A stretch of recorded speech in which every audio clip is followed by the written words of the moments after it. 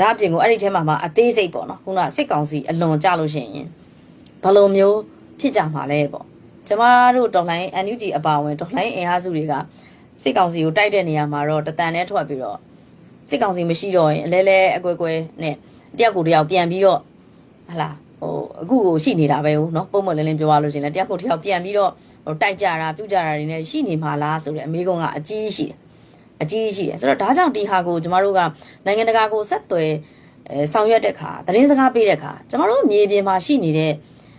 နိုင်ငံရေးအင်အားစုတွေတော်လှန်ရေးအင်အားစုတွေကြားကစူးစီးညီညွတ်မှုကိုတိကျပြဖို့လိုတယ်အဲ့တော့ရွေးကောက်ပွဲက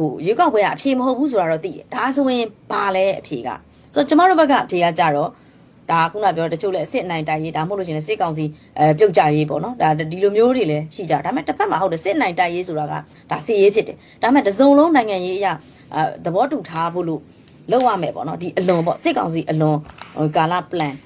အဲ့ဒီဟာကexit ဟိုကဘာလဲဆိုတော့မိကုန်းကတော့ဥပလင်းပြောရရင်ကျမတို့ဖြေရတဲ့အနေထားမှာနိုင်ငံတကာကကျင်းတဲ့လောက်တဲ့ confident ရှိလောက်တဲ့ဟာဒါကတော့သူတို့ဟာ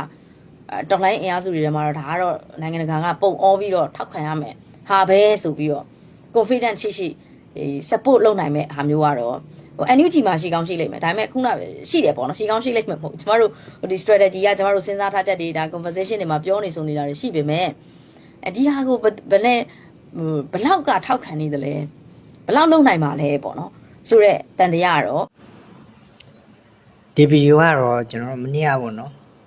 ဒေါ်စင်မောင်ကနေပြီးတော့ BBC မှာ interview ထားတဲ့ဗီဒီယိုဖြစ်တယ်မိနစ်30စာလောက်တော့ရှိမယ်အဲ့ဒါတွေကိုကျွန်တော်အဓိကနေရာတွေကိုဖြန့်ညပ်ပြီးတော့ကျွန်တော်အဓိကလှုပ်ထားတာဖြစ်တယ်အဲ့တော့ဗီဒီယိုမိနစ်30စာလောက်ကိုကျွန်တော် edit လုပ်ဖို့ဆိုတာတော့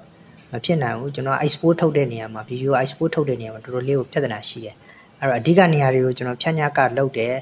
ဖြန့်ညပ်ထားတယ်ပြီးရင်အဓိက point ချက်တွေကိုကျွန်တော်ပြန်လည်ပြီးတော့ဆွေးနွေးခြင်းနဲ့သုံးသပ်ခြင်းနဲ့အဲ့တော့အဓိကဒေါ်စင်မောင်ပြောသွားတဲ့ဟာကတော့သူတို့စစ်ကောင်စီကိုစစ်ရေးအရာအခုဒေါ်လာနေတဲ့ကိစ္စနဲ့ပတ်သက်ပြီးတော့သူတို့သဘောထားအမြင်ကိုပြောသွားတာဖြစ်တယ်နောက်တစ်ချက်ကကြတော့ဒီစစ်တပ်ကိုတော်လှန်နေဟုတ်ပြီစစ်တပ်ပြုတ်ကျသွားတဲ့နောက်ပိုင်းမှာကျွန်တော်နိုင်ငံရဲ့အခင်းကျင်းတွေကဘယ်လိုဖြစ်လာမလဲ NUG ကဘယ်လိုဖြစ်ချင်တယ်လဲဆိုတာကိုသူ့ရဲ့အမြင်နဲ့ NUG ရဲ့ထင်မြင်ဆချက်တွေဒီ NLD ရဲ့ထင်မြင်ဆချက်တွေကိုသူကထုတ်ပေါ်ပြောဆိုသွားတာဖြစ်တယ်အဲ့တော့ကျွန်တော်တို့ကအမြဲတမ်းပြောထားပြီးသားပါ NUG နဲ့ NLD နဲ့စစ်တပ်ဆိုတာအတူတူတန်းသားတွေပေါ်မှာသဘောထားအမြင်တွေကအတူတူပဲစစ်တပ်လိုပဲဒီ NLD ကလူတွေလည်းမြင်တယ် NUG ကလူတွေလည်းမြင်တယ် NUG ကလူတွေမြင်